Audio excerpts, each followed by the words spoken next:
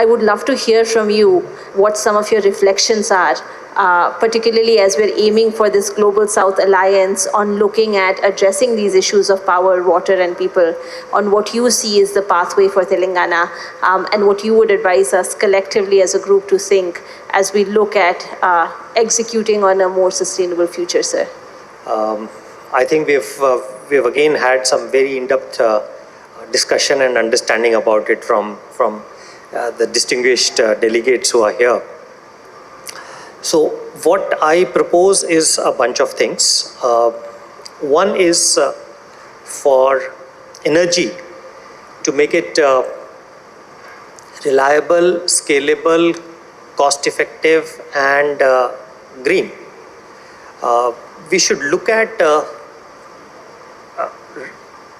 round-the-clock renewable energy model for the data centers and AI especially, which is that you combine the various renewable energy sources, which could be solar, which could be wind, and coupled with the storage systems, which is battery or also pump storage, and then have a model where this can serve round-the-clock needs of the AI platforms which are required. Telangana has already taken a lead in that regard, and we are ready to support this process by having some live models which can actually make it happen in the near future, and we would definitely kind of support this initiative so that this actually becomes a global model for replication. So that is one. For water, as I was mentioning, I think it's a more simple, or I would say simpler issue compared to power, because the quantum which is required and the investment which is required is a very small fraction of what the energy requirement is. And ultimately, anything you do with water is also intricately linked to energy, because whether you extract water or you transport water from a source, or you purify it, clean it up, it actually boils down to the energy consumption once again. So it's again intricately linked, but that's again a piece of the jigsaw which we need to solve. And I think again Telangana has already taken lead, and we would again be able to create a good model for other places to follow.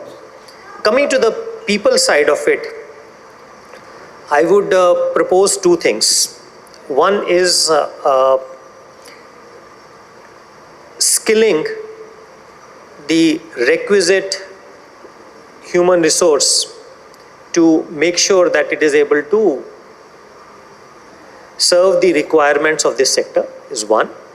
And two is to have a sort of a microcredit or a micro enterprise platform which can make people partners in the whole process, which our Deputy Chief Minister spoke about yesterday.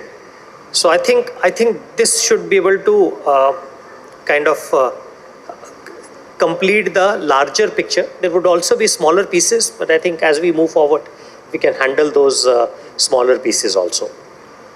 Thank you so much, sir. I think this is a wonderful summary of what the three pieces are that we're planning on going ahead and moving forward with, is how do we bring together an alliance to create renewable energy across public-private partnerships? How do we go ahead and create a workforce which is ready for what is to come, and doing all of this very complicated and you articulately put it, tasks jointly, which I think our work is cut out for us.